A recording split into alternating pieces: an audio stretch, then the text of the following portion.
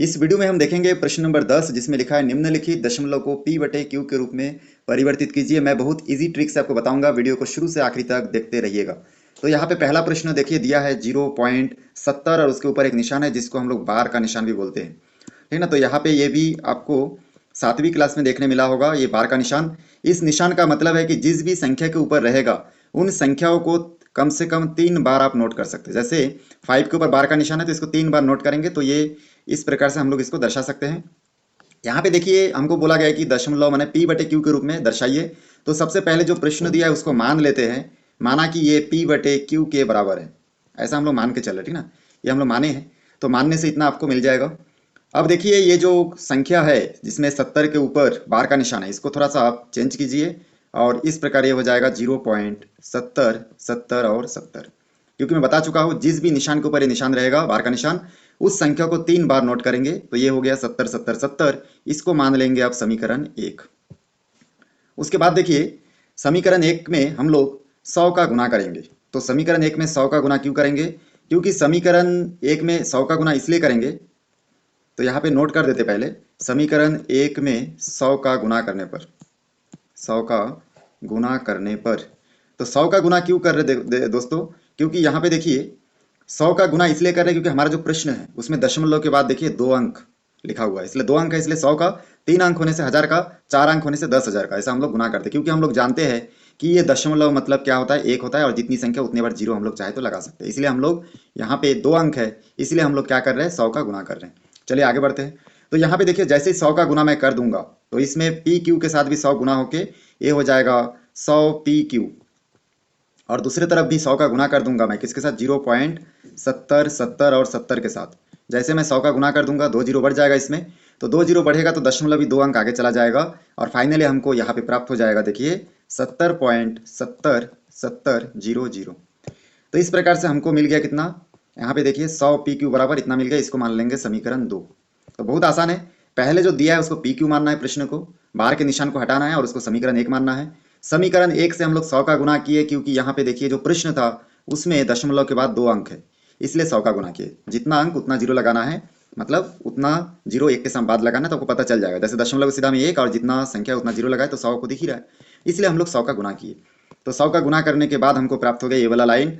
अब हम लोग समीकरण 2 और 1 को घटाएंगे क्योंकि समीकरण 2 क्या है, बड़ी संख्या है, 100 पी क्यू लिखा है, तो इसलिए समीकरण 2 से समीकरण 1 को घटाने पर, तो समीकरण 1 को घटाने पर नोट करेंगे और इसको हम लोग घटाएंगे।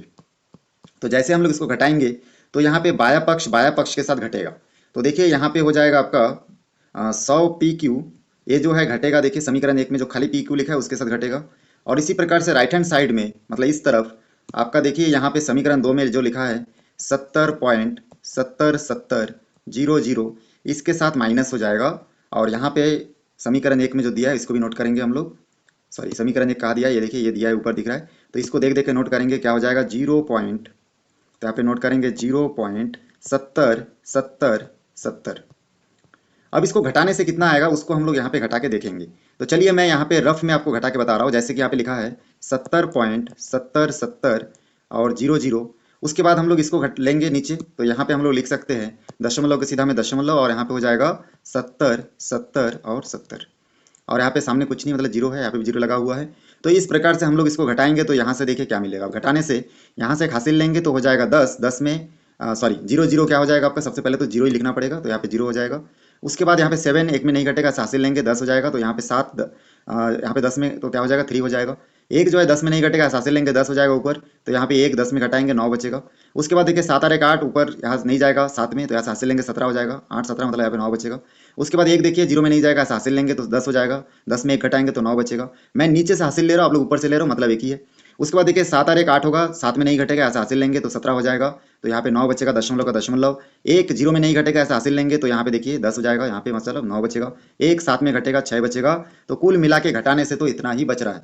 तो जितना बच रहा है इसको हम लोग देख देख के यहाँ पे आराम से नोट कर देंगे। यहाँ पे देखिए 100 पी क्यू और यहाँ पे खाली पी क्यू लिखा है, मतलब एक पी क्यू यहाँ पे लिखा हुआ है। तो 100 में से एक पी क्यू अगर घट जाएगा तो हम लोग जानते हैं कि 99 पी क्यू बचेगा, 99 पी क्यू बचा। और यहाँ पे इसको हल करके कितना आया देखिए, यहाँ पे लिखा हुआ है, यहाँ पे मैं अभी भी घटा के आपको बताया कितना आया है, उसको देख देख के नोट करेंगे। तो यहाँ से हो जाएगा 69 और पॉइंट के बाद हो जाएगा 9999। 3 बार 4 बार लिखने से हो जाता है, पूरा पूरा लिखने की आवश्यकता नहीं है। अब यहाँ पे आपको थोड़ा सा समझना है। यहाँ पे देखिए 99PQ लिखा है और यहाँ पे 69 के बाद जो संख्या 99 है, इसमें 2 अंक आप लेके चलिए। मात्र 2 अंक आपको देखना है कि ये पॉइंट के बाद, दशमलव के बाद 2 अंक जो है वो 50 से कम है, तो हम लोग सामने वाला संख्या का 69 का 69 लिख देते। लेकिन यहाँ पे जो 2 अंक है ये क्या है, देखिए ये आपका 50 से ज्यादा है, तो इसको हम लोग 1 मान लेंगे और इस सामने वाले संख्या के साथ क्या कर देंगे, जोड़ देंगे, तो कितना आ जाएगा 70। तो इसको ध्यान दीजिएगा। तो यहाँ पे हम लोग फाइनली क्या लिख सकते हैं, 70। अब यहाँ से पी क्यू का मान ज्ञात करने के लिए 99 यहाँ पे गुना में है, इधर पक्षांतर होकर क्या हो जाएगा, भाग में, तो 70/99 हमारा आंसर होगा। यही P/Q का मान है जो हमको पता करने के लिए कहा गया था। तो कितना आसान है, आप इस वीडियो को और एक बार देखिएगा तो और भी आपको क्लियरिटी के साथ समझ में आ जाएगा। चलिए अब हम लोग प्रश्न नंबर 2 देखेंगे कि उसमें किस प्रकार से हल कर सकते हैं। यहाँ पे देखिए जो प्रश्न नंबर 2 है, इसमें जो प्रश्न दिया है, इस प्रश्न को सबसे पहले हम लोग P/Q के बराबर मान लेते हैं। तो यहाँ पे हो जाएगा P/Q, तो यहाँ पे आप लिख सकते हैं स्टार्टिंग में, माना P/Q बराबर, ये जो प्रश्न है उसको हुबहू नोट कर दीजिए। फिर हम आपको क्या बताया कि ये जो बार का निशान है उसको हटा देंगे, तो ये हो जाएगा आपका 3 बार लिख सकते हैं, 39, 39 और 39। तीनों को लिखने के बाद यहाँ पे हम लोग इसको मान लेते हैं समीकरण नंबर 1। समीकरण 1 मान लिए। अब समीकरण 1 से हम लोग कितना का गुना करेंगे, 100 का, क्योंकि प्रश्न में देखिए दशमलव के बाद कितना अंक है, 2 अंक है। इसलिए समीकरण 1 में हम लोग 100 का 1 से लिख सकते हैं। समीकरण 1 से 100 का गुना करने पर, तो जैसे हम लोग 100 का गुना करेंगे तो गुना करने पर यहाँ पे देखिए हो जाएगा 100PQ, जैसे समीकरण प्रश्न नंबर 1 में किए थे। और यहाँ पे 100 का गुना करूंगा तो 2 जीरो बढ़ जाएगा, मतलब 0.2 अंक आगे चला जाएगा। सिंपल चीज है। तो यहाँ पे हम लोग इसको लिख सकते हैं 839 और उसके बाद आएगा पॉइंट, ठीक ना, और उसके बाद जो बचा है 3939। दशमलव के बाद 4 अंक लिखने से हो जाता है। तो जैसे 100 का गुना किया इतना आ गया। आप लोग नहीं समझ रहे होंगे तो चलिए यहाँ पे रफ में मैं थोड़ा सा गुना करके भी आपको बता देता हूँ।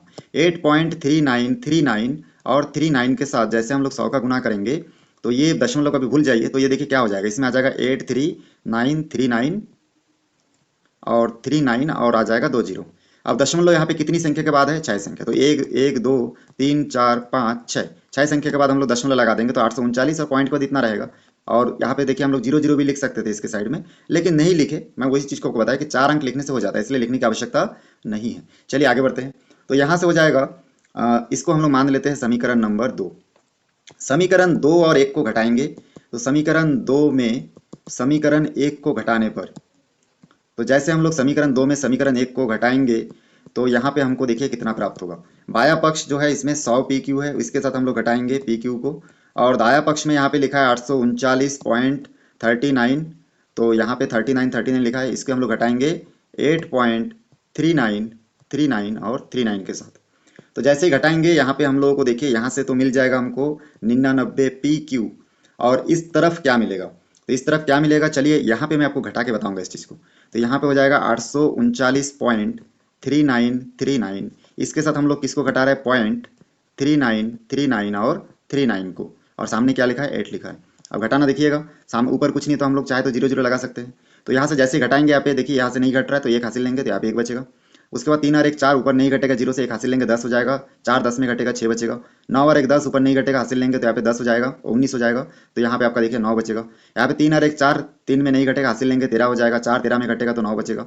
उसके बाद 9 और 1 10, 9 में नहीं घटेगा, हासिल लेंगे 19 हो जाएगा, तो यहाँ पे 9 बचेगा।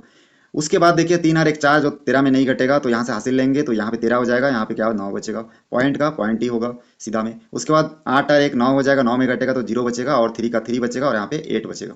अब यहाँ पे देखिए इतना सारा चीज आ रहा है, ठीक है, इसको हम लोग पूरा टोटल नोट कर लेते हैं। यहाँ पे देखिए 830.99 और यहाँ पे 9 लिखा हुआ है। अब ये घटाना कैसे आपको बता चुका हूँ मैं, यहाँ पे इसको मैं यहाँ पे इरेज कर देता हूँ।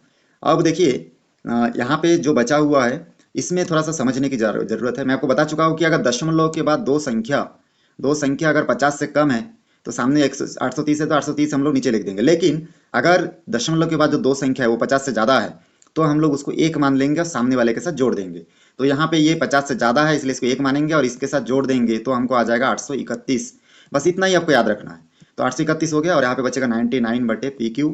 फिर यहाँ से हो जाएगा PQ बराबर, यहाँ पे हो जाएगा 831/99, क्योंकि 99 यहाँ पे देखिए गुना में है, इस तरफ पक्षांतर करेंगे तो भाग में आ जाएगा, बटे के नीचे आ जाएगा।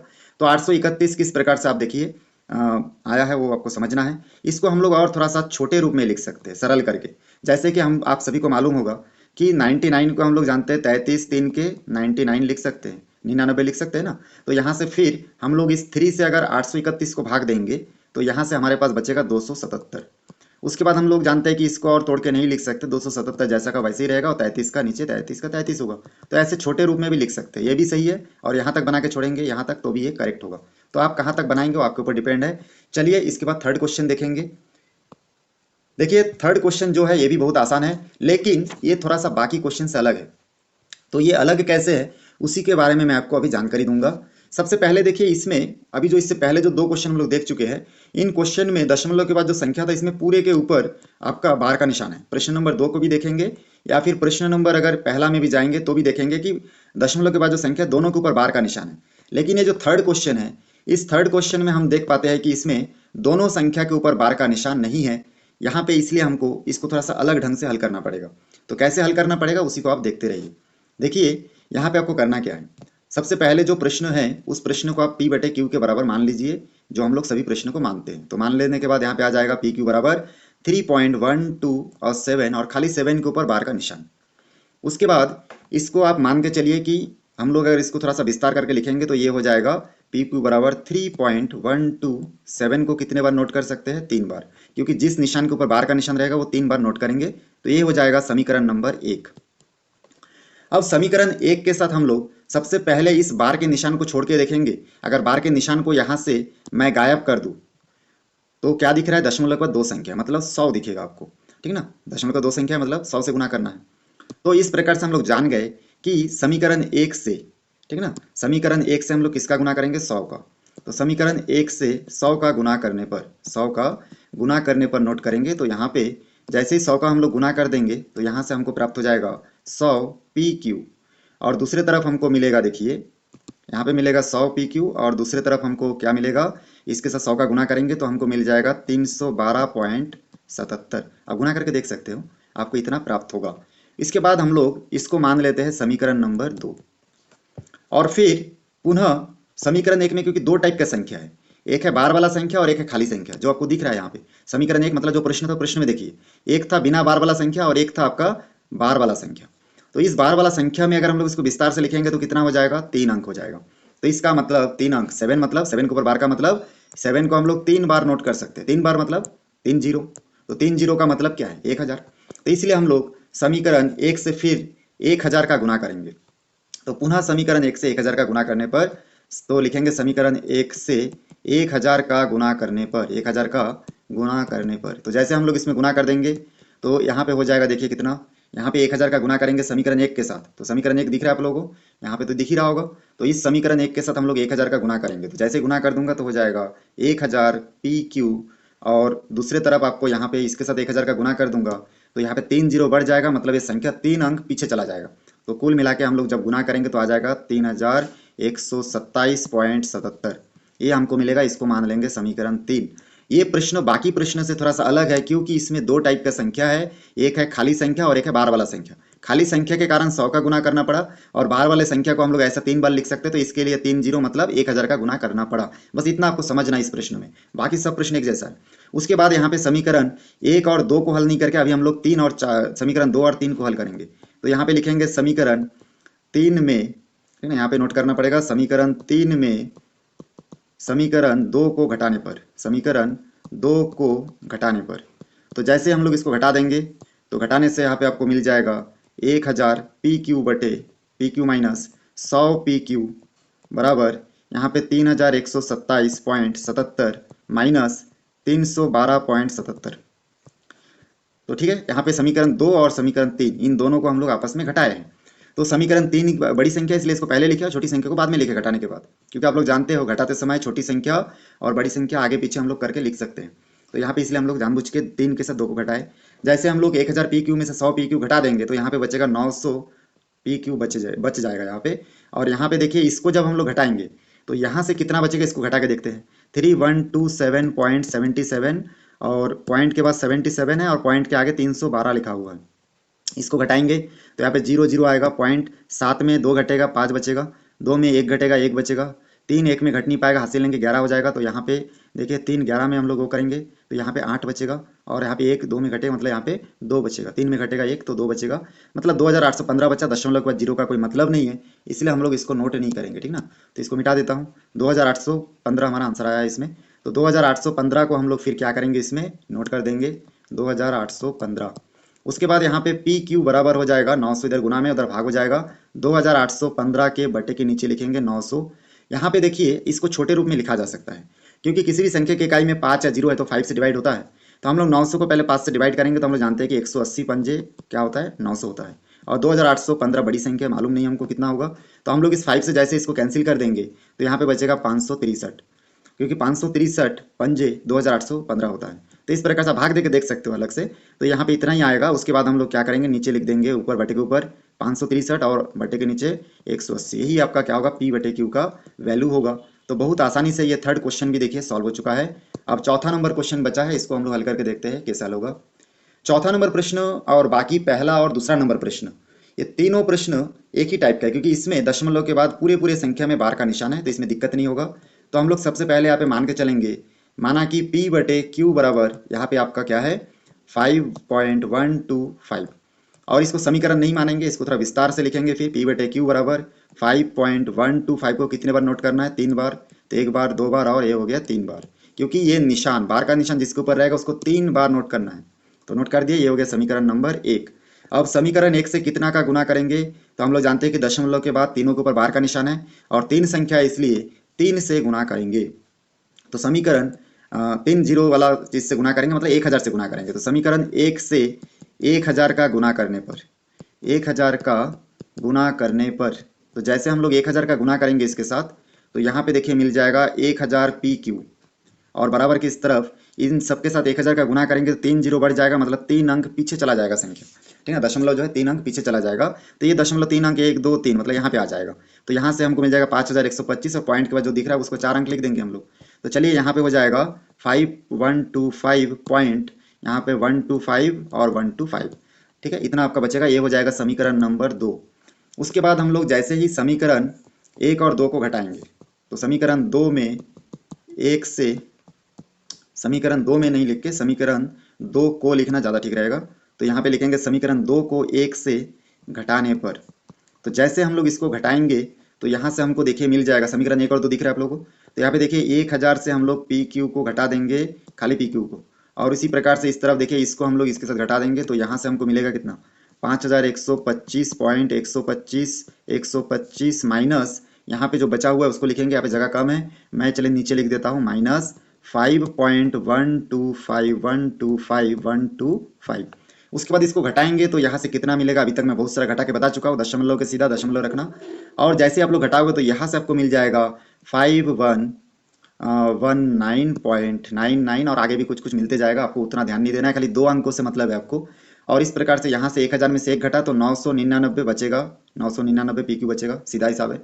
उसके बाद देखिए यहाँ से हम लोग जानते हैं कि दशमलव के बाद अगर 2 अंक 99 से ज़्यादा है तो उसको हम 1 मान लेते हैं, सामने वाले से घटा जोड़ देते हैं, तो यहाँ पे हो जाएगा 5120 हो जाएगा, 19 है ना, तो 1 जुड़ जाएगा तो 20 हो जाएगा। और यहाँ पे क्या बचा 999 पी क्यू, पी क्यू को हम लोग एक तरफ नोट करेंगे और 999 को पक्षांतर करेंगे, तो 5120 के इस तरफ जाके ये बटे के नीचे आ जाएगा, और इस प्रकार पी क्यू बराबर हमको इतना प्राप्त होगा। यही हमारा आंसर है। ये आपस में नहीं कट पाएगा क्योंकि एक सम है और एक विषम है। मेरे वीडियो को शुरू से आखिरी तक ध्यान लगा के आप लोग देखें, इसलिए आप सभी का बहुत बहुत धन्यवाद। वीडियो देखे हो तो दोस्तों जरूर इसको सब्सक्राइब भी कीजिएगा, अपने फ्रेंड्स में इसको शेयर कीजिएगा, क्योंकि ये वीडियो यूट्यूब में इकलौता वीडियो है जिससे आप पी बटे क्यू के रूप में चेंज करना सीख सकते हैं बहुत आसानी से। धन्यवाद।